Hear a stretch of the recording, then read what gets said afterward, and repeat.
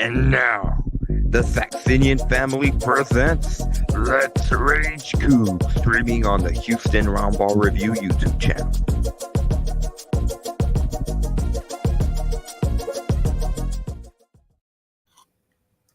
Well, officially, the Saxenian family does not promote this show because we don't have a sponsor for the last two shows of the football season. But whatever. I'm Chris Gardner. Joining me is Dana Dunlap. And we are here to discuss on Let's Rage Coogs the escape of the Houston Cougars football team winning 43-36 over the Temple Owls. Cougs won. Okay, they're 6-4 now. They're bowl eligible, but they were down 36-35 with a minute change left. So to Clayton Tune's credit, Matthew Golden, that's a great play call, going deep, because I think they were on the edge of field goal range for the go-ahead field goal. 45-yard touchdown, great catch by Matthew Golden. Then went for 2-point conversion, got that, and got the win. What are your thoughts, man? It's Temple. Is it a win? Is it well? Let's be glad that they got out of there with a W, because other than that, this was not a lot to hang your hat on, man. Where are you? I mean, it wasn't, but I mean, you said it right yesterday. Cougs are going to win because they needed to win.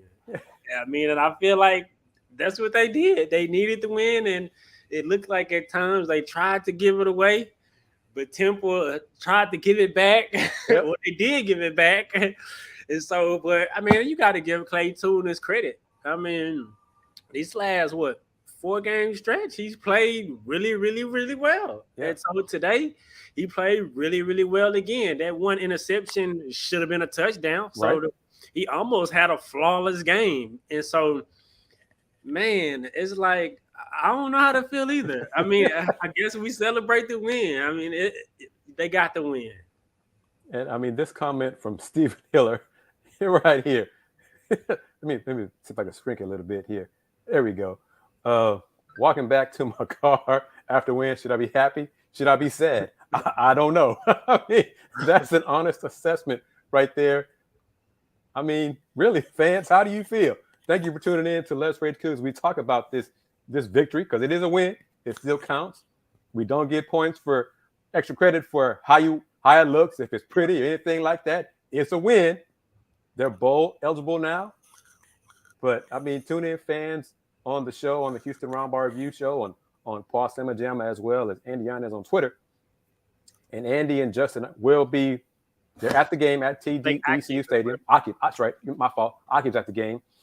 And they're going to get post-game comments. As soon as we have those from the stadium, we'll provide those from Coach Holgorsen. Because I'm kind of curious as to what he thinks about this as well, man. Yeah. I mean, well, this is another sentiment. Man. They won, but, I mean, it's better than a loss. How about that? It's better than a loss because, man, if they had lost this game to Temple, be 5-5, and then going on the road to East Carolina, they may not be favored to win that game next week anyway. Right. If they'd have lost that, they'd have been 5-6, and they needed one win to be bowl eligible. But forget all that. They got the win. They got the W. 6-4. And Temple's quarterback, he's a freshman, but he looked good. He impressed me, man. Good. You can tell their last name. You recognize their last name, and he plays smart, like his daddy is a Hall of Fame quarterback. And he got the skill set. He got they definitely have their quarterback for the future that they can build around. Like the commentator was saying, you know what they had early in the season, but they put him inside the game. Put him in the game, and his play has spoken for itself. I mean, he looked really, really good for a freshman, really poised. But man, Houston Snead looked very, very explosive. I mean, he's looked explosive all year, but today it seems like Temple just gave him alleys to run with, and he was just getting loose. You know, let's touch on that because E.J. Warner, Temple quarterback, almost 500 yards passing. But the Cougs offense did a lot well. Yeah. I mean, are you more or still disappointed, concerned about the Cougs defense and the struggles, the secondary, the miscommunications, sometimes missed tackles? The tight ends were open the whole game, man. You know, so what do you feel about the defense, Houston's defense in this game, after this game? It's an improvement from last week. What? Yeah, Technically, yeah, you're right, man. It won 37 points, man. I jokingly say that, but it really is though. But I feel like with the defense, their secondary is young, redshirt freshmen, some transfers, and so I keep all of that in mind. But at the same time, some of the laps that they have, if it's man-to-man coverage, I don't know if it's communication. What is it that they're lacking where you have so many receivers running wide open? Yeah. And then I know the commentators at one point, when the tight end was open down the field, and they said that it was man coverage all the way around the board. And then Donovan Mutin didn't guard his man, in which if the assignment was true and it was man-to-man across the board, then he would have been guarding man-to-man. And so just misassignments like that, if that was the case from your captain, you can't have that. But Jalen Emery, young redshirt freshman corner, I mean, he showed flashes. And so I think the defense, they struggled. They gave up a lot of yards, but at the same time, I think that they just need to get experience. So I'm not really too low on the defense. I think the defensive line, you can tell they're missing their depth because of they don't look the same that they look to start the season. And you can tell they're missing Parrish, and they're really missing him because he spells Caesar and he spells Anthony, which keep both of them fresh and keep all three of them fresh and allow them to really, really get out the passing. So, man, I'm not as down on the defense. Of course, they have to play better. I definitely want to hold them accountable. They have to play better. They should play better. But at the same time, you got to look at where they are. I mean, they're a young team, missed assignments. And so a lot of that is, I got to put it, I mean, on the players. Like, what are y'all communicating on the field? What's going on? Yeah, give me your thoughts on this statement right here from TI-7791. Just brought out too many backups, and the starters are not consistent. That's well said. That's well said.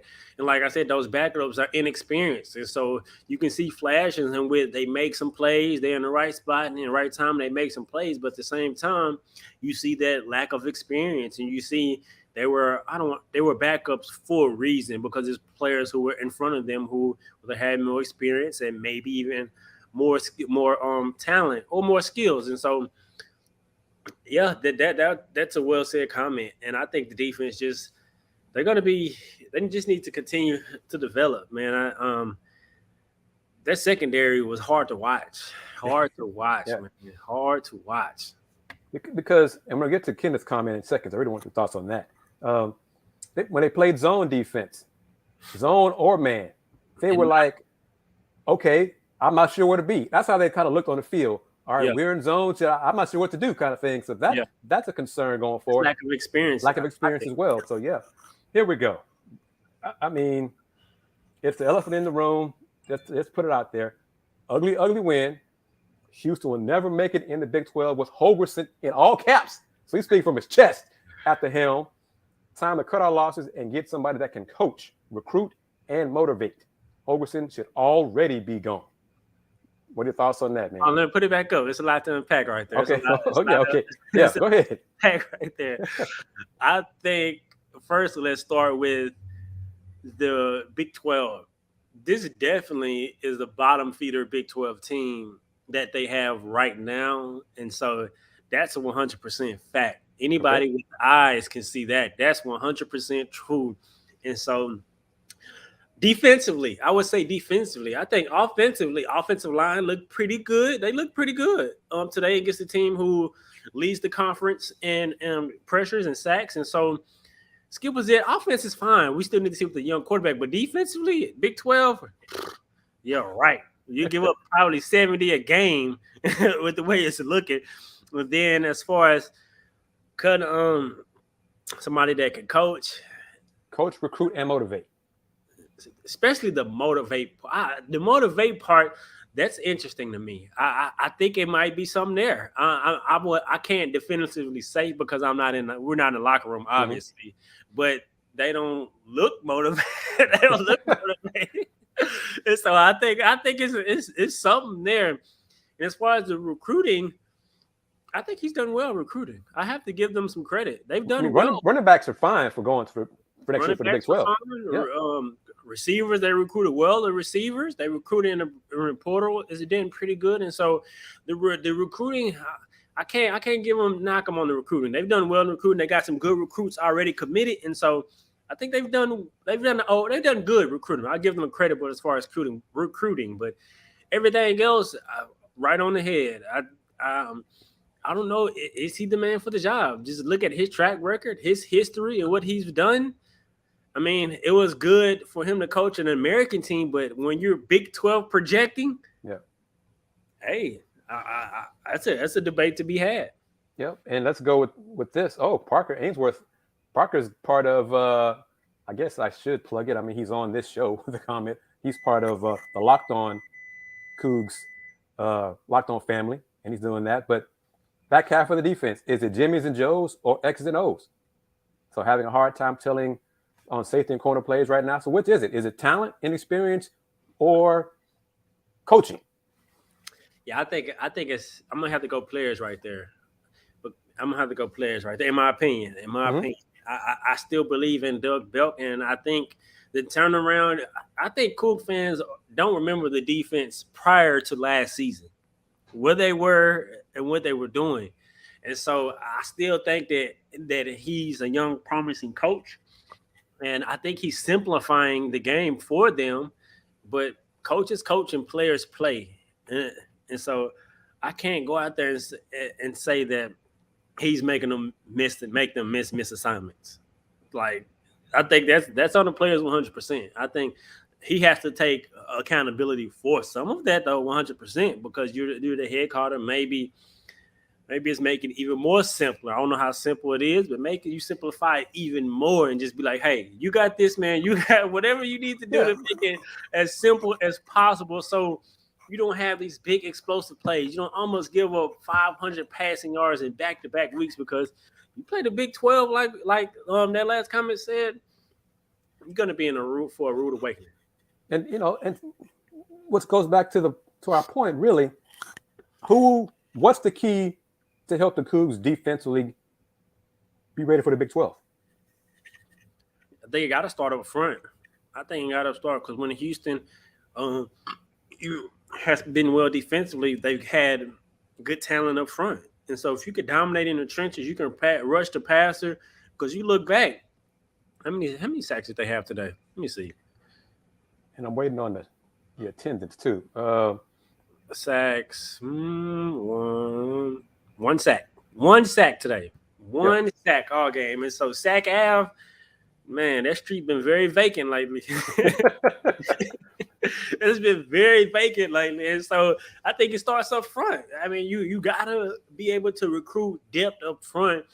And right now they don't have that because when ncaaF is active and they're getting pressure, that takes pressure off the secondary. You don't have to cover for 5 or 6 seconds, which is almost impossible to do that. And so I think it starts up front. If they can continue to recruit and develop defensive linemen like they've been able to do, they've been able to do that at a very, very high level. I'll give them credit for that. But right now they lack depth at their on the defensive line. And I think moving forward, they got to recruit that and they have to get talented depth because if a player goes down, you got to have somebody – multiple players willing to step up and willing to and able to produce. Okay, and let's get into this part of it with Untitled Project regarding Holgorsen, because his comment about Holgorsen needs to stay. I don't know about needs to stay, but sunk cost will be an issue. And then he comes with the salary amount, $4.2 million. But to you, Untitled Project, and Dan, I want you to comment when I give my 2 cents on it. If we, I don't know how many Coug fans are turned off by the product on the field this season, turned off by Holgorsen as a coach, what have you. But if there's, let's say 40% are turned off if they keep Holgorsen as a head coach going in the Big 12, they're not coming to the games. Okay, attendance will suffer. That's also bottom line. So is Houston at a point where they're going to lose money if they keep him because it's going to hurt attendance, apparel, purchases, interest? Because, there's going to be some Coug fans just like, y'all tell me when basketball season starts. and won't care about football? I don't think so, because we both have been critical of the crowd, and we know that the crowd, I don't know, I think they're going to show up regardless if you go hire another good coach. A coach isn't going to make Houston fans show up to the football games. I think if you just foreseeing looking next year, when you have a Texas coming to Houston, you have a TCU coming to Houston, people are going to show up to see those other teams because just that's what they do. That's how they are. And so with that, I don't think it will hurt as far as coming to the game in attendance. Maybe it'll hurt maybe in other areas that you mentioned. I can definitely see that. But to play devil's advocate a little bit, when you change head coaches again, normally that sets your program back a couple years, unless you get a Lincoln Riley or you get one of the upper echelon coaches who players want to come play for, and they can get recruits and all that type of stuff. And so to play devil's advocate, I can see why administration would keep him for another year or two to let Houston settle in the Big 12. And then once they get in, then maybe you go get a big name or a different coach. But that's kind of a slippery slope. Slippery slope for sure. But I definitely think fans are off Dana. I think, I don't know about alumni, but he has his work cut out for him. And I think it just really resides on because Clayton Tune's going to be gone next year. I know he's been playing stellar, though. I do want to give him his flowers because I'll be very critical. So I want to make sure I give Clayton his flowers when he's played well. And he's played well over these last 4 games, if I'm not mistaken. He's been the reason that Houston has won these games that they've won. So just put it out there from Bailey. I would love if we could get Matt Rule instead of Dana Holgorsen, because I think Matt Rule would love to come back and coach in college because NFL was not for him. And he's not for the NFL. I think he proved that in Carolina. But what are your thoughts about somebody like Matt Rule taking over the program? Or Matt Rule himself? Great coach. He turned around Baylor when they was rock bottom. They was where Houston is because of everything that went on at the campus. And so he's proven that he could turn around a college program in the Big 12, that he could do it. And so, I mean, it sounds good. I wouldn't be mad at it. He's someone who's proven that he can win at a high level, not just mediocre and just can win and be an okay coach like the one that we have right now. And so I wouldn't be mad at it. That'd be something to really consider. But I think he's going to have a lot of job offers this upcoming next season. And so who's to say? But I would not be mad at that. I would like that 100%. Even Lincoln Riley's brother, the offensive coordinator at TCU. I think he's a name to keep on the rise. But, I mean, your coach is out there. But I would not be mad at Matt Rule. I think he could come in and get the job done for sure. And let me ask, Untitled Project, I hope you're still watching the show, Let's Rage Coogs, on the Houston Roundball Review channel. What are your thoughts on it? Because we're going devil's advocate with Dayon.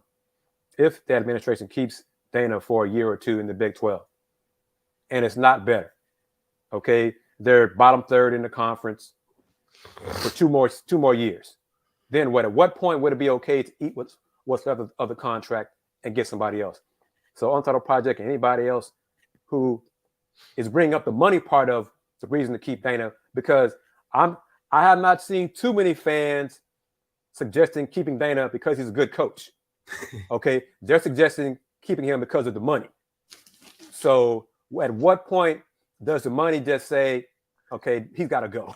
So that's a question I really want people to ask who are tuning into the show on the YouTube channel, because y'all know where I go with this.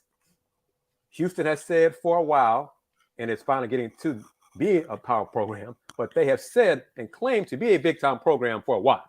Yeah. Okay. Well, big time programs get rid of bad coaches. Okay. They buy them off. So out of the amount, regardless of the amount. So I'm just okay. So answer that question for me, because like I said, if there's anybody who believes Dana and his coaching is worthy of staying, let me know. But money-wise, okay, I can hear that logic, but tell me, give me some more reasons about when will be time to let him go. 1 more year, 2, when. But we got a clip from Coach Holgorsen ready, courtesy of Andy Yanez, who is doing that great work again. So we got about 3-minute comments from Coach Holgorsen post-game from Temple. And we'll get back to the comments after hearing from Coach Holgorsen. Able to come up with some big plays? Yeah, got enough stops for us to be able to win. I'm sitting there looking at the sidelines, and nobody cares what I'm about to say, and I'm not using it as an excuse. It's just who we are right now. But you're looking at a lot of guys in street clothes that should be starting or playing. It's just facts. I mean, we're playing a lot of guys that we didn't anticipate playing at this point, and we're wearing out. I mean, this team scored 54 points against South Florida last week. They scored on every possession. So we knew they were going to have the ability to move the ball and score. We'll face the same thing next week. I mean, we're going to go face the East Carolina team that can score points, and it's the makeup of our team. Just hang in there and get some key stops to the point to where offense can score enough to be able to win. So Dana, 486 passing yards from Temple today. How much of that offensive explosion would you just attribute to the pass rush not getting to the quarterback? Well, it was one of the keys of the game. I thought we protected good because they came in top 5 in the country in sacks, TFLs. Temple did, so I think we did a good job of that. I know DA got there once, but they're number 1 in the nation in not allowing sacks. I think a lot of it has to do with play calls and the Warner kid getting the ball out of his hands. So we knew we wouldn't be able to rack up a bunch of good numbers and stuff like that. I don't think we're as disruptive to the point to where we made him uncomfortable, which is why we gave up so many yards and points. I mean, it's not good enough defense, and we've seen that in years past and in games past to be able to do it. We're just not doing it right now. Hey, Dana. Congrats on the win. Is bowl eligibility something that you guys can celebrate, even though you guys didn't have the season that maybe you didn't expect? You talking about preseason expectations that we don't put on ourselves that other people do? I mean, every season's different. Every team's different. I'm proud of the fact that our team just fights and plays, and we won, and so we will celebrate that. Next question, 1 or 2 more. Dana, Tank, 12 more catches today, prevents that 1 interception. Yeah, that's probably the best play of the game for him, honestly. That was a heck of a play. What does it say about his toughness that he's able to do this week after week? I think he legally wants to change his name to Tank. I mean, he does not like to be called what I was looking at in the stat book. He would prefer to go by Tank because he thinks he's tough. And I think he's tough. I mean, for a guy that's of that stature, he does a great job of not getting hit, which is why he can keep playing at the level that he plays at. Very proud of him. He's just consistent, but he's incredibly tough. He's the same guy each and every day. Happy we got him. Thank you. So what are your thoughts on what you just heard, Dayan?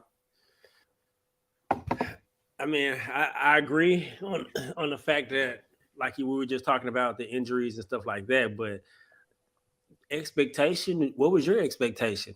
Did you not have expectations coming into the season? That I know it was high expectation on the outside, but was your expectations not high? Because the preseason expectations were high. Yep. So that's an interesting comment right there. Was he not expecting to have a good season? Like, what do you mean right there? Because the outside expectations were high for sure. But if yours weren't there, then what were your expectations? Right? Right. I mean, because it should have been, because we've heard the players say their goal was to win the conference championship. Right. The player said that. So what was his goal? Right. So that stuff like that is like, what are you talking about? And so, yeah, you want to celebrate the win, but cool. Don't undermine a good question. But like, what was your expectation? And so I think it seems as if he's happy with being bowl eligible. He didn't answer that portion of the question, but maybe he's celebrating being bowl eligible from what it sounds like. Is that a good conclusion? Is it safe to draw that? No, his untitled, his goal was to get $4.2 million. That was his goal. Well, that's probably a fact too. But that's probably a fact. Untitled Project, he did answer my question to him or her about the he said fire him if in 2 years. His contract lasts to 27.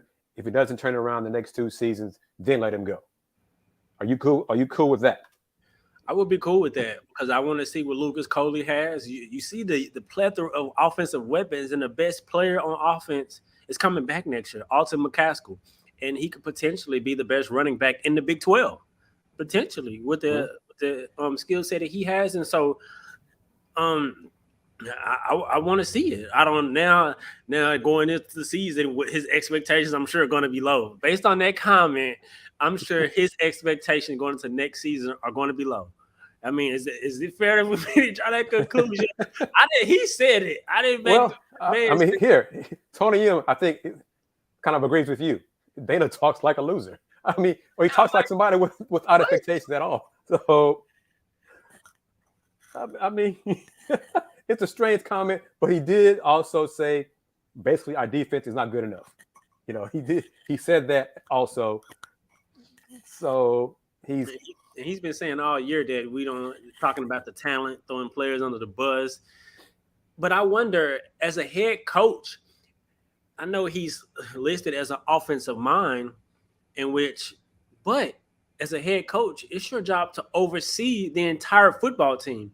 Right. And if you're such a good offensive mind and have the coaching experience that he has, I would think that he would have some input on the defense and help them prepare for the schemes that they're going to see. Because you're an offensive mind, right? And so your job is to coach the entire team, not just offense. And so I think he has to take the hit from some of the defense as well.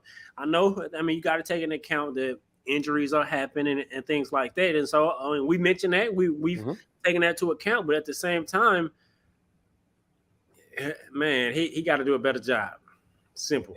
And Tony M says, well, if expectations are low now, what will they be next year going into the Big 12? What I just said, like, expectations there next year.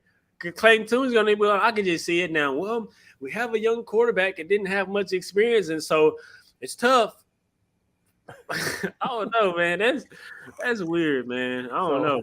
You know, I mean, and I'm really curious about the fans commenting on what they heard Coach Holgorsen just say in postgame, because that's strange. He's the head coach. It stops and starts with him. Okay, we know players are injured, and injuries are part of the game because these guys are not robots.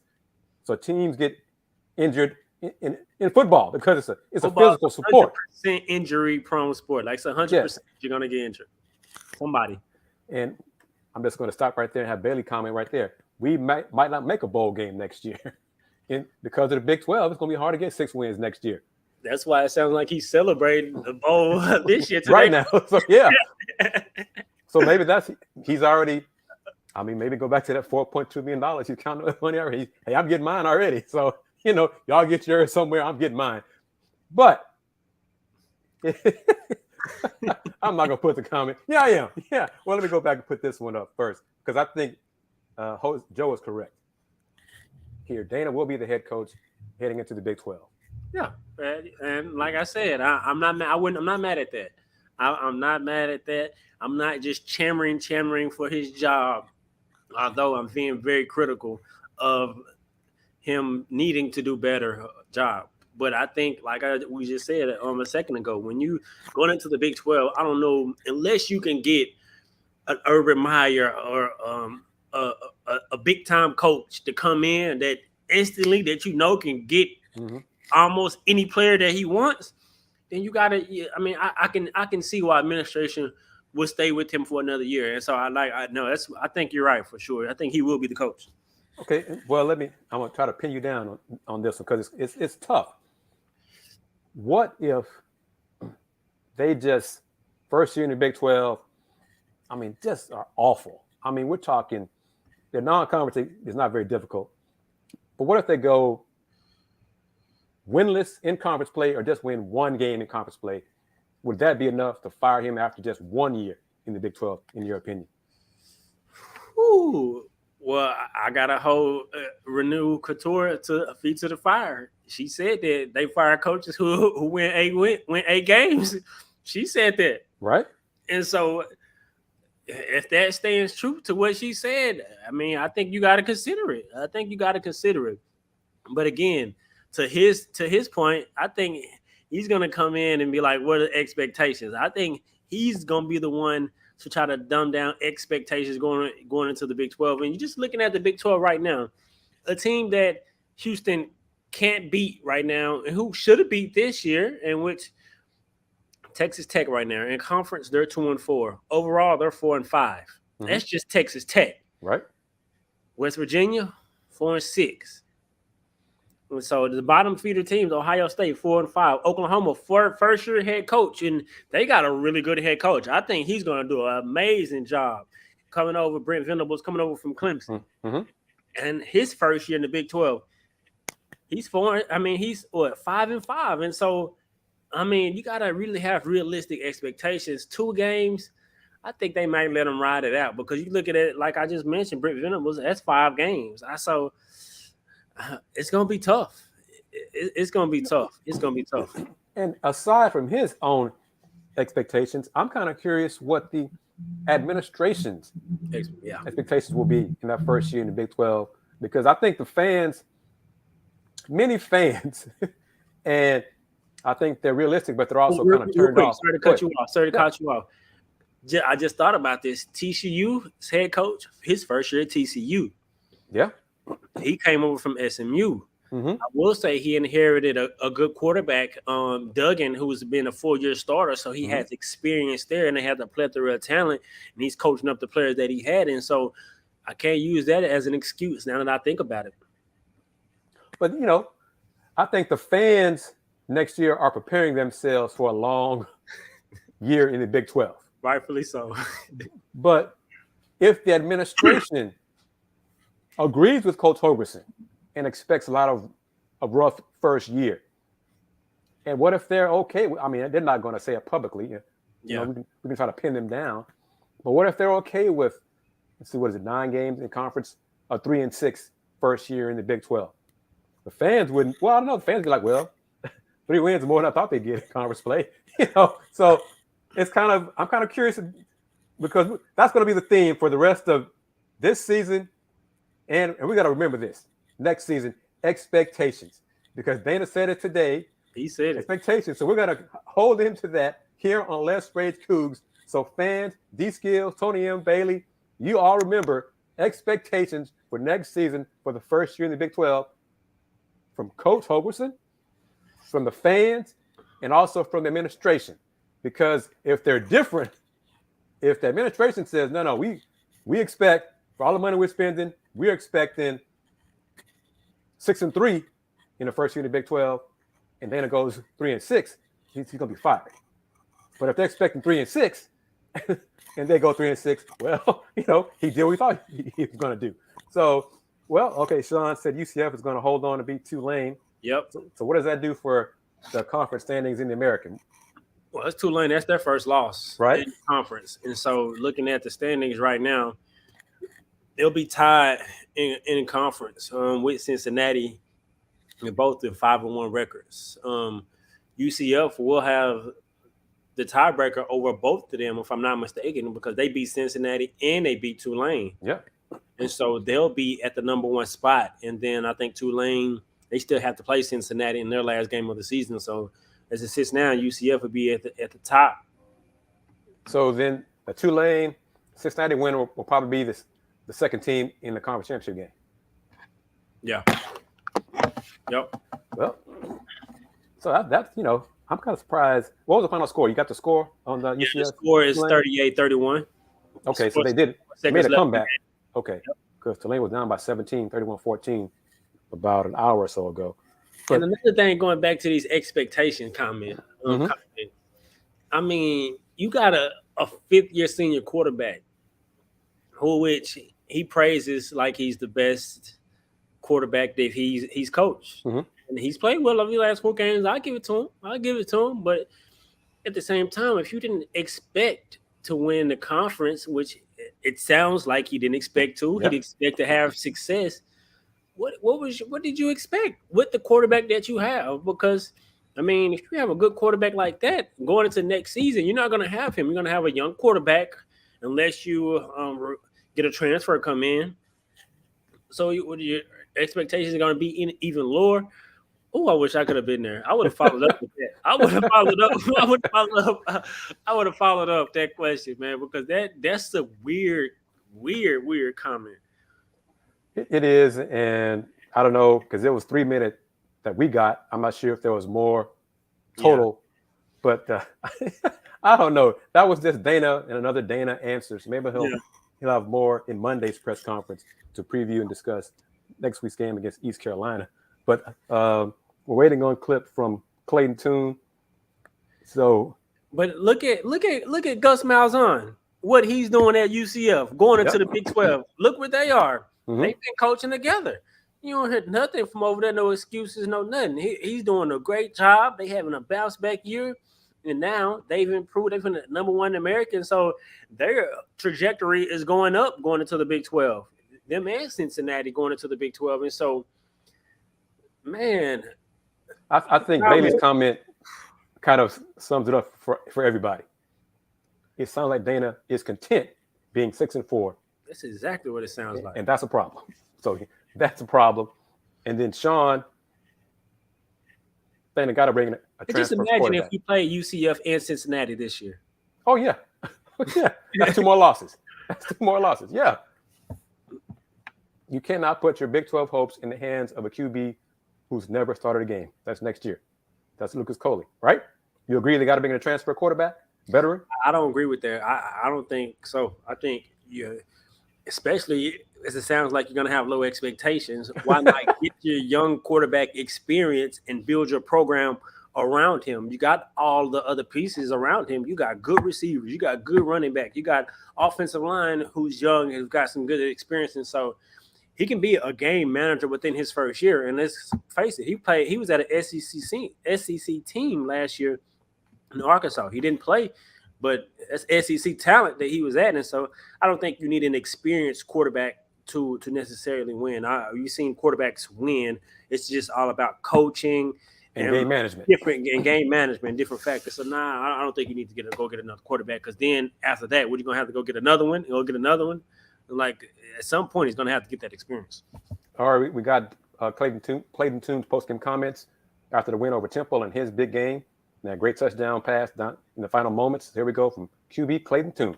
Plays. Can you talk a little bit about how you've grown specifically in that area and just your comfort level overall to be able to extend plays and continue to look down the field for receivers? Yeah, that's something I put an emphasis on. Is just, my job description is to distribute the ball, not, I'm not a running back. So I feel like early on in my career there were times where at any sight of pressure, I'd be quick to get out and run, and I'm confident in my ability to run the ball, so I always kind of leaned on that. But I realized that, like I said earlier, we have playmakers all over the field that can do a lot better things with the ball in their hands than I can. So my job is to maneuver the pocket. I have to make guys miss every now and then, but ultimately it's to get those guys the ball. And so that was something I focused on and really tried hard to get better at. Clayton, was there a point, obviously a lot of expectations coming into this year, but was there a point you just said you had to sort of, turn out the noise and enjoy your last year here and make the most of it? And is that part of the process? And how did you reach that? Yeah, I think it was going into that Memphis game. It was coming off a loss. We weren't playing our best offensive football. I wasn't playing my best ball, and like you said, I just kind of had to block out all the noise and remind myself that I've been through too much and worked too hard and seen too much not to go out here and enjoy this last year and make the most of it. So it was probably going into that Memphis game where I just kind of told myself, I was like, you know what, just screw it, just let it all hang out there and play free and see where the chips fall. And I feel like we've done a good job of responding from some of the early on struggles in the season. So definitely happy with the offense for sure. Hey Clayton, congrats on the win. I asked the same question to Dana when he was here. Is bowl eligibility something that you guys can celebrate even after like maybe not the best start to this season? Yeah, definitely. I feel like that's something to be proud of. There's a lot of teams throughout the country that don't have that privilege. So definitely proud to say that we've won enough games to be bowl eligible. But like you said, our goals before the season were pretty high, and I feel like maybe we fallen short on a couple of those goals. But there's still things out there that are ahead of us that we've keep our eyes fixed on and are still chasing. So definitely something to be proud of, but there's more work to do. So there you go, Clayton. What are your thoughts about what he said? Yeah, that sounds like a leader right there. Like, honestly, yeah, of course, we had our expectations coming in. We didn't meet them, but it's still something to play for. We celebrate going to a bowl game just like they celebrated beating Auburn in the Walmart Bowl. I'm just joking, whatever it was called. Yeah, Birmingham Bowl. I got what you mean. Bowl, yeah. And so, I mean, that's honest right there. And that's like, I like that, Clayton. And I like everything I heard from Clayton too right there, because he came off a game where he played horrible. One thing about Clayton, he's resilient. I will give Clayton that. He is resilient. Last year when he stunk it up against Texas Tech, he was resilient the rest of the year. He stunk it up in the game before that. What was the game before Memphis? Oh, I can't remember right now, but he stunk it up, came back, and he was like, man, I've been through too much. I just got to come out and let it play. And that's what he's done ever since then. And so he's going out on his sword. He's turned his play around, and he's leading his team. And so, man, I love everything that I heard from Clayton Tune right there. That's why I hope that he continues to play well and just leave Houston with a good taste in their mouth, specifically with his play, regardless of the outcome of the games. I like what I've seen from Clayton, and I really, really like everything that I heard from Clayton. Like, that's like, well, I wish he would have been sitting next to Dana when Dana said the comments. Because, like, man, I like what I heard from Clayton right there. And before Memphis was the loss to Tulane. There you go. Okay, yeah. Lost to the third string quarterback against Tulane. So, yeah. All right, I'm going to bring in Akib to join Andy and Dayon. And why can't we see Akib? Akib, are you there? He's frozen. Uh-oh. It might be the TDEC Wi-Fi. He's going to have to get off it. He'll join in a second, but Can you guys hear me? Is my audio okay? Yes, sir. Sound fine. That's great. Very, very interesting game. The defense followed it up. I guess technically you can say they had a better performance than they had last week. That's what Dayon said. Because they did not give up 77 points. But, for all intents and purposes, it wasn't it wasn't a strong defensive showing. They did, honestly, just enough to be able to end up with a victory. And I think this is interesting and something that Dana Holgorsen has reiterated multiple times throughout the last few media availabilities he's had. He said it again today following this game. But again, he always brings up the injuries. He said the quote today was that they have a lot of guys in street clothes today that could really make a difference if they were out in the field and weren't out due to injury. But something that Doug Buck has said multiple times as well, it's always been that next man up mentality for Houston. But I mean, there's no question about it. They've had difficulties throughout these last few, really for the past month. And they've had issues throughout the season. It's been spotty, but it's become much more prevalent in the past month where, I mean, really, it seems at times where opposing offenses, it's that they're finding their targets, but it always seems like the targets are open when they find wide open. Yeah, I was trying to be nice, but the other thing too, even whenever they do check it down, throw it short, Houston struggled to come up with tackles, and it we'll have Akib on in a bit. He had a crazy stat where I think at one point they had over 265 yards after catch just alone in this game, where EJ Warner, he looked like Kurt Warner at times. He had over 400 passing yards. I guess the official number, he had 486 passing yards. He almost threw for 500 yards against this Houston defense, 3 touchdowns, no interceptions. And I mean, if we're being honest, it would have been, if they would have had more than 40 seconds, they could have driven down the field and potentially tied the game, or heck, gone for 2 and gone for the win. But I guess you can give credit to the Houston defense. They didn't give up points. With 40 seconds there, we have Akib joining us. Perfect. I was just gonna ask him to try to do it again. The switch your there you go. There you go. Hey, what's up, y'all? Go ahead, man. I'm gonna go into the back of the studio, so I'll still be on, but I got some stuff to take care of. So you guys, you youngsters, Well, I'm gonna put this question up for you guys right here. Yeah, I Is know. it time to get rid of Doug Belk? Boy, amazing how things have changed. So talk about that, and I'll be right back. Is it time? We kind of discussed this on last week's show, Dayon. We both said that. We both said no, just in terms of what he brings to the table outside of, in particular, a leadership perspective. And we talked about it on our Pod Time Jamma podcast this past week. His response to, obviously, the terrible performance of 77 points given up by the Houston defense last week in SMU. And he was straight up honest. He said we have to own up with it. They flat out got whooped last week against the Mustangs, is what Doug Belk said. But he said they were knocked down, not knocked out, which is something that was reiterated again during the post-game performance, the press conference today after the game by a defense player. And I just don't think – I think it's crazy. After the good year he was able to put together last year, I think he deserves one more wait and see year, which I'm pretty confident we're going to be in the minority in that. But what say you guys? Dan, I'll toss it over to you first. Yeah, I agree with you. We kind of talked about it a little bit before you guys came on. And, I don't think so. I think he's shown enough with last season to turn it around. When you look at this year, outside of these last 2 weeks, the defense has, in spurts, outplayed the offense. And so that's part of it. I think injuries, that's a real issue that they're facing. But as well as lack of experience from some of those players. But the main thing from what I'm seeing is they're not getting pressure. And so they need to continue to retool their defensive line. They've developed defensive linemen at an elite rate. I got to give them credit for that. But right now, ncaaF has been empty. There's no one on that street right now. It's been vacant because they had one sack tonight. And that when you can't pressure the quarterback and get sacks, that makes it tougher for the DBs. They have to cover for 6 and 7, 8 seconds, and that's almost impossible. And so I think I don't think it's time to panic. I think people are prisoners in the moment. But if you look back at what the defense was before last year, before he took over, I think he's deserved more grace than just a couple bad games or 3 or 4 bad games in this season.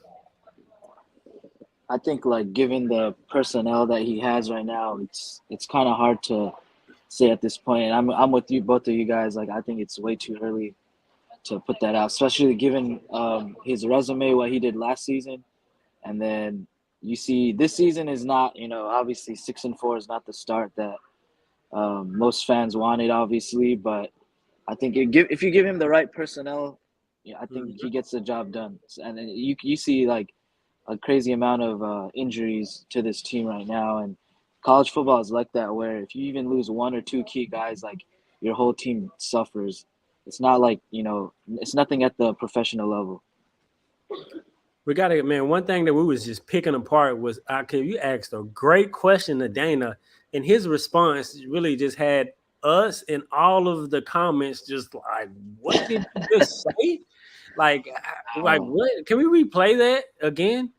Yeah, I'll play it. I'll play it for sure. And it was something we were talking off air. And he asked that same question. I don't know if you guys have been able to play Clayton Toon's clip. He asked the same question that Clayton Toon. Yeah, exactly. Much different answer, but we'll play it again. Dana Holgorsen's post-game presser for those of you guys that might just be tuned in. Come up with some big plays. Got enough stops for us to be able to win.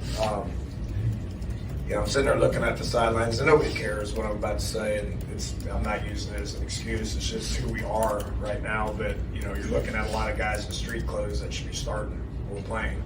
It's just facts. We're playing a lot of guys that we didn't anticipate playing at this point, and we're wearing out.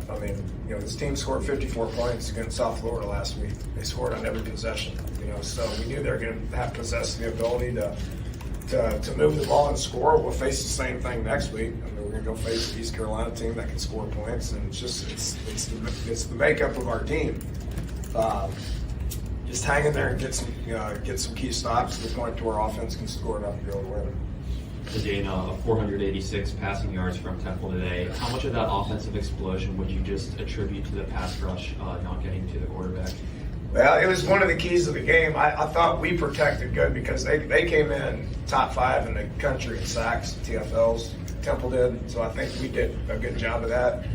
I know DA got there once, but they're number 1 in the nation in not allowing sacks. I think a lot of it has to do with play calls and the Warner kid getting the ball out of his hands. So we knew we wouldn't be able to rack up a bunch of good numbers and stuff like that. I don't think we're as disruptive to the point to where we made him uncomfortable, which is why we gave up so many yards and points. I mean, it's not good enough defense, and we've seen that in years past and in games past to be able to do it. We're just not doing it right now. Hey, Dana. Congrats on the win. Is bowl eligibility something that you guys can celebrate, even though you guys didn't have the season that maybe you didn't expect? You talking about preseason expectations that we don't put on ourselves that other people do? I mean, every season's different. Every team's different. I'm proud of that fact that our team just fights and plays, and we won, and so we will celebrate that. Next question, 1 or 2 more. Dana, Tank, 12 more catches today. We'll cut it off there because we got that soundbite right there, that very ending. And I'll toss it over to you first because you asked the question. What was your initial reactions when you heard that? Expectations put upon by outside people is what Holgorsen said, which, I mean, there were a couple of players, multiple players that said, their expectations heading into the season was to not only get to the American Athletic Conference Championship game, but win that game, something they weren't able to do last season. But okay, about the floor is yours, sir. It was what I told you earlier, off the air. It was kind of a little bit of some cap right there with, because you could see like the tone totally changed from beginning of the season, 2-3 games in, and then now you're 10 games in, and now all of a sudden you're saying the expectations were put from others. Come on, like that's not what I mean. We could probably go back to some of the first post-game pressers, like 2-3 games in, and you could see him saying we're not happy with ourselves, this and that. So like it's totally contradicting what he's been saying from the beginning of the season. And now since they're 6-4, not having the best season, now they're saying, oh, that's not the expectation that we put on ourselves. Like, come on, like I wasn't too thrilled about that answer. Yeah, me either. I didn't understand it. It immediately made me question, well, what was your expectations? Like, did you not expect to have a good year? Like, that was my immediate reaction. Like, okay, that was outside expectation, expected the team to have a good year. You got a fifth-year senior quarterback. You had a good year last year. You got a favorable schedule coming into the season. And so were you not expecting to have a good year? Like, what were you expecting? Like, that was my immediate reaction. Like, what does he mean by that? That literally makes no sense. Then you ask Clayton Tune the same question, and you get an answer what a leader would say. Like, yeah, we're going to celebrate being a bowl game. Like, that's something to celebrate. The teams are on. We had expectations to win coming season. It's not, but we still continue to fight. And so I was wondering from your head coach, what's your expectation? Did you not expect to be good? So we would kind of foresaw the future. It was like, okay, well, what's your expectation of going into the Big 12 next year? Are you really going to have a low expectation going into next year? And so, like, I just didn't get that. Yeah, and I mean, that's a great point in regards to the Big 12 because it's something that he's mentioned it throughout the course of the season. We need to get better players. We're not at the level of talent where they need to be able to compete in the Big 12. He's said that multiple times throughout the season. So, yeah, that's a great point. What exactly will be those expectations once they get into the Big 12? Because if you ask a lot of fans, they're going to be, I mean, they're saying that they're going to be at the bottom of the Big 12. And really, when you look at the history of this team, you can't argue with that. They haven't been able to beat a Big 12 opponent going back to 2016 when they beat Oklahoma and Baker Mayfield at NRG Stadium. That was 6 years ago. And they had two great opportunities to do so this season. Texas Tech, they had that game at hand. Had they been able to get one stop on a 4th and 20, they would have been able to come out with a win there. And even Kansas, they just flat out couldn't stop the Jayhawks. So I agree. That's you raised a great point, Dayon. Just what what kind of mindset. When you hear that clip, it comes across as defensive, which is something that, again, we discussed. And Akib, you brought up a great point just in terms of overall, again, like if you're a head coach, what were the expectations coming into the season? Which it was. Last year they got to the American Athletic Conference Championship game. They fell short against Cincinnati. That was a good season. Now, obviously, the year is to be better. And the only way to have been better is not only have reached the championship game, but win it in the final year in the American Athletic Conference. And that's something that it's really highly unlikely that they're going to do. And before we move on, let's just look at the Big 12 records right now. Bottom of the Big 12 right now, Iowa State 4-6. Oklahoma, first-year head coach Brent Venables, who I think is going to be a great coach, came from Clemson. He's 5-5 in his first year at Oklahoma. West Virginia, they're 4-6. Texas Tech, who you just mentioned, who we can't beat, is 4-5. So they're all at the bottom tier of the Big 12. And so then you got Sonny Dykes, who inherited a Big 12 team who has Big 12 talent. But it seems like him and his coaching staff have gotten them over the hump, and he has them undefeated. And so, it seems like the expectation? He's kind of setting the precedent for it to be low, and so I don't know if I want to hear that from the leader of a football program. Yeah, it was night and day between what Clayton Tune said and what Coach Dana Holgorsen said. And Dayon, you've had your fair share of criticism even of Clayton Tune. You know, maybe sometimes what he does on the field, the mistakes he makes. But that was the key point you made, that's something that a leader would say, you know, from Clayton Tune. Like, regardless of, you know, how he's played over the course of this season, like, you can say very confidently that he's a leader of this team. And, you know, even players look up to him as such. And one thing about Tune is he's resilient. Like, he's proven that last year after that Texas Tech game, the way he played the rest of the season, after the game, the way he played against Tulane. And I love his comment when he talked about that. He was like, man, coming out against Memphis, I wanted just to put it all out there and just let loose. And you've seen his last 4 games. He's been the reason that we've won games that we've won. Like, he's been a really, really good quarterback. And so, I'm just speechless to what I heard from Dana. But Clayton, I mean, I got to give him his flowers. He's doing a great job of leading, playing well, and doing everything that he can do to try to will his team to victory. Yeah, I mean, tonight was a perfect example of that. After Temple had drove down the field, and it was a big night by Stacey Snead, who continued to excel his performance on the ground. At that point, prior to this penultimate drive for Houston, he had 143 rushing yards, 2 touchdowns, and then he had that key fumble that really swung momentum and allowed Temple to drive down the field. They scored the go-ahead touchdown. But to your credit, like you said, to both of you, Akib and Dayon's credit, Clayton Tune was able to essentially rally the offense and be able to have that go-ahead drive, that final go-ahead drive, and it was something that I saw a lot more from him in this game, where obviously we know Tune throughout his career, even going back for all the seasons that he's been here. We always knew that Clayton Tune can make plays with his feet. And in this game, there was a couple of times, and this was against a very good Temple offense when it comes to that defensive line. They were averaging over 3 sacks a game, and they were top 7 in the country when it comes to sacks per game as a defense. And there was a couple of times where Clayton Tune saw that pressure, and he used his feet to move around the pocket and extend plays, find receivers, and make bigger plays. And going back to that last possession when he found Matt Golden for the go-ahead touchdown on the 2-point conversion, like you said, he took over. He made a play to put Houston up 7 and give them that extra cushion. And I agree. There's Clayton Tune being able to tune out, no pun intended on that, but being able to tune out all the noise and be able to put together a strong performance going back to the fourth quarter against Memphis. It's something that Matt Golden himself also said, who also spoke to reporters after this game. But Clayton Tune, he just has an act to be able to rally the entire offense from a leadership standpoint. They all believe in him. And something Thabo Waniki said, who was the defensive player that spoke, and Clayton Tune is rolling. The offense is rolling, and they have just continued to be on a hot streak. They have 5 straight games going back to that Memphis game where they've scored 30 or more points. Now it's 3 straight games where they scored 42 or more points in a game, which is just absurd to think about. I mean, the offense is another level right now.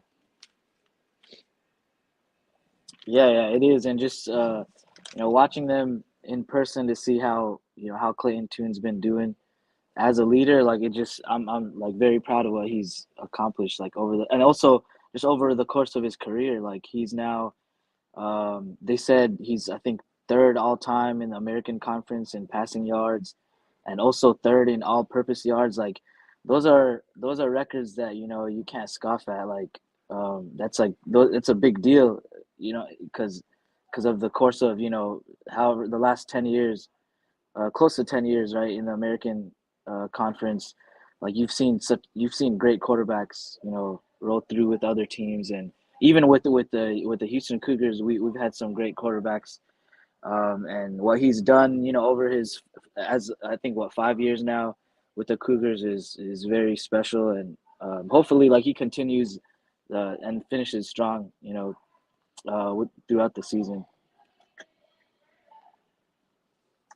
That brings to final point, because they have it's gonna be a tough challenge next week at East Carolina, which I don't know what the line's gonna be. I would imagine that Houston would be underdogs in that game. They just came off giving Cincinnati everything they could handle yesterday in their game against the Bearcats. But looking ahead, the defense obviously is going to continue to be a struggle. They did do better than SMU. That's not saying much, but the same issues that they've had during this recent stretch. We don't know what's going on in the secondary. Like you mentioned when I first hopped on, they have wide open receivers, oppositions, trouble tackling. They were able to get a couple of stops when it came to turnover on downs, but something that really I had a thought when I was watching the game. Whenever Temple had those turnover on downs, it was never really because Houston forced a stop. It was much more, it seemed like Temple just couldn't execute. They wouldn't execute. And we were mentioning it, I think it was on one of the fourth quarter possessions when Temple settled for a field goal. They could have scored a touchdown that they would have cut it to, at the very least, 2. And EJ Warner, he had a target wide open and he just overthrew him. And that forced them to have to settle for field goal. And that just goes to show, the injuries are a big part of it, but that's just something about this Houston defense that I don't know if it's just coverage. They're not used to it, but they have really struggled to cover opponents. That's flat out as simple as it can be.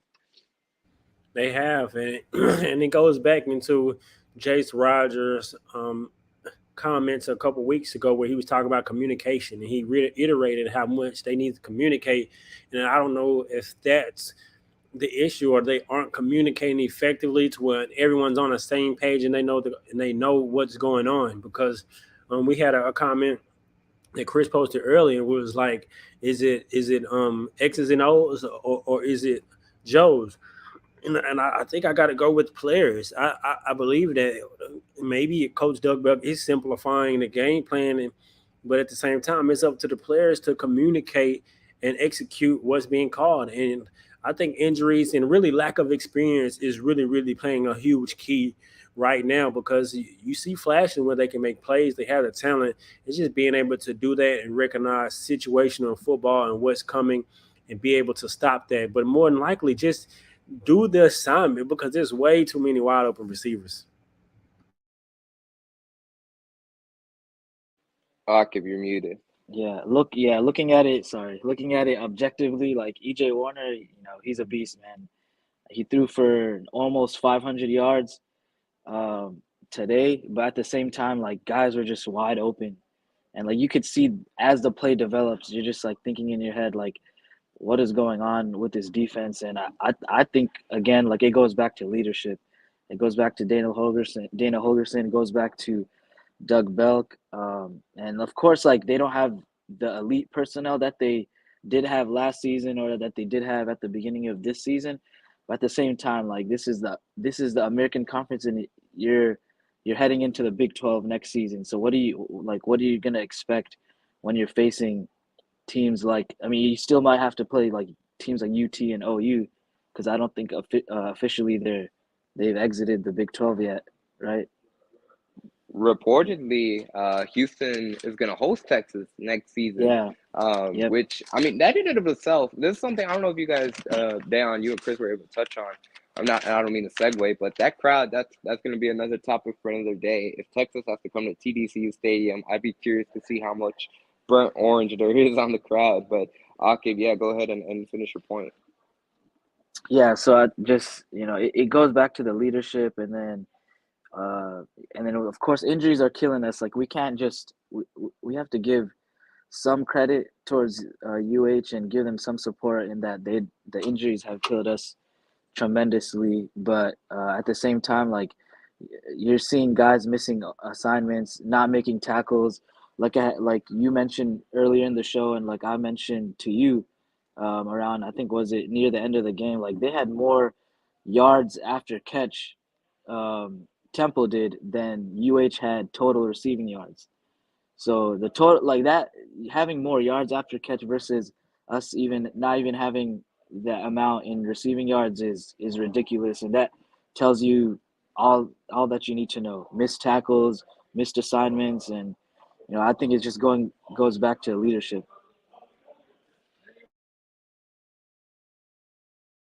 It's funny bringing up that point about the burnt orange kick faces. It would look like Minute Maid Park when Houston has to play Texas next season. A lot of orange, but no, that's certainly a valid point. I think looking ahead, I think the offense is at a point where we expect them, and we don't know how sustainable it's going to be.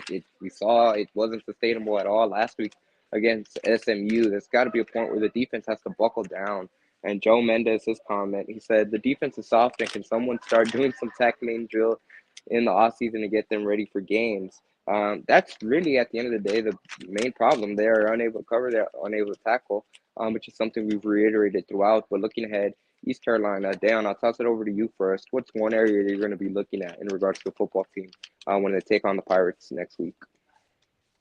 Man, pressure on the quarterback. We got to get pressure on the quarterback. I think that's number one. Whether we need to bring some blitzes, but you're hesitant to do that because you don't want to put your secondary at risk or in.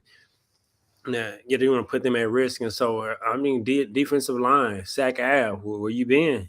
You got to get pressure on the quarterback. That's the main thing that I'm gonna be looking at. Yeah, and I think that's an underrated point. I think today, I don't have the exact numbers on me. I think they only got one sack, and Yep. really that was a big reason why. I mean, Warner looked like he had all the time in the world. Now, give credit to Temple's scheme because there was a lot of times where he was getting the ball out of his hands quick, but he threw 59 times. He completed 42 of those attempts, and like Akib said, almost threw for 500 yards. I mean, there was no pressure up front, and really, I think it's gone downhill throughout the season. Really, even going back to the injury to Derek Parrish, he was their main anchor that caused a lot of the havoc, especially. I mean, Derek Parrish by himself, he had 4 sacks against Texas Tech early on in the season, so that's been a big blow. But I absolutely agree, Dan. That's a key part why. Even if they don't blitz, they haven't really been able to get pressure, and it's really had to force the secondary that's struggling in and of its own to have to play coverage more often. But Akib, I'll toss it over to you. What's one area you're going to be looking at next week against East Carolina? Yeah, how can they get to the quarterback? And like just looking at Holton, I believe it's Ehlers, right? Is that how you say his name? This guy has very good stats. Like he's almost thrown for 3,000 yards now through 10 games. He's 68% completion, 20 touchdowns to 5 interceptions. Like this guy is really good, and he's just another quarterback like you could say like EJ Warner, where they're going to be throwing like a pass heavy offense. And this ECU team like they're 6-4 right now, but they very well could be 8-2 or even 10-0. Like just looking at all the losses they've had so far, apart from Tulane, obviously, but like the other 3 losses that they've had against Navy and then against Cincinnati and then against NC State, who was ranked at the time, like they've all been 1 or 2 point losses. So it's a very good team, and like 6-4 is not the record that you should be even looking at. It's more so like how have they done against the more difficult opponents. Like they just lost to Cincinnati like by 2 points, and Cincinnati is a very good team. Absolutely. Great points by both you guys. We're going to put a pin on it there. Once again, the final score, Houston defeats Temple 43-36. They now improve to 6-4. And like you said, next week they're going to play against East Carolina. That's going to be on the road, final road game of the season, final true road game of the season. for Houston will be an interesting matchup. I would have to guess the ECU is going to be favored going into that game. It's going to be a tough challenge overall. That's going to do it for today's episode. Once again, so the final attendance number they had at 21,731, which, I mean, it is what it is. At this point, honestly, I'm surprised they were able to get over 20 after the demoralizing loss to SMU a week ago. But Dan, I'm going to toss it over to you. Where can people find you, sir? You can find me on all social media platforms at Dayon Dunlap, like it's listed right under my picture. And I will say, quick point, I think next year, like we've talked about, Houston fans in all sports across the board come to see other teams, whether it's basketball, football, no matter. So when UT comes to town, I expect a packed TD ECU. People are going to want to come to see the Longhorns. And so that's just my opinion. And Akib, where can people find you, sir? Yeah, y'all can find me at Twitter and Instagram at Akib Ghazi MMA.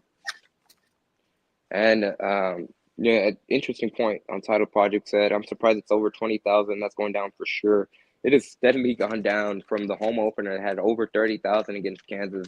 Now it's hovering around 20,000, which you hate to see just in terms of the really the state of the football program at this point. So they have one more home game that'll be against Tulsa on Thanksgiving week. So I think they're going to be competing to see if they can hover over 20,000 in that game. But that's going to do it for this episode of Let's Rage Coogs. We'll be back on Monday night after the men's basketball team. It's men's basketball season, like Untitled Project said. We'll be back after the end of Houston and Oral Roberts. Houston off to a great start. They're 2-0 on the season. They had an impressive win over St. Joseph's last night. If you weren't able to check out Let's Rage Coogs for that, be sure to check it out, whether you're watching on the Houston Rombar Review, on the archives on Chris's channel. Big props to him for being able to land the Houston Rombar Review YouTube channel to be able to be the home for Let's Rage Coogs. And big shout out to Hoop and Holler Houston and Star Pizza for being two sponsors on today's episode. We did not have a primary sponsor for this show, so if you are interested in being a primary sponsor, be sure to hit us up at letsragecoogs@gmail.com. That's going to do it. Once again, final score, Houston defeats Temple 43-36. They'll be back on the road next Saturday against East Carolina. Go